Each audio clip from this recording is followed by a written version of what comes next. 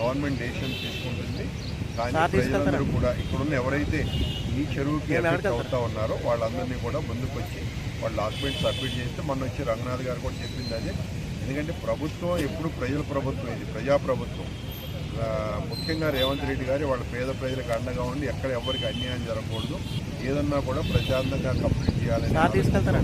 కాబట్టి మరి ఇక్కడున్న రైతులు కానీ పట్టాదారులు కానీ లేకపోతే కొనుక్కున్న వాళ్ళు ఎవరిని ఉంటే కొంతమంది ఇంతకుముందు పాత ప్రభుత్వంలో ఉన్న పెద్దలు దొంగ డాక్యుమెంట్లు చేసి నోటరీలు చేసి పేద ప్రజలను దోసుకు తిన్నారు. వాళ్ళు క్లియర్గా ఉంది, చెరువులు మొత్తం మట్టితో నింపేశారు.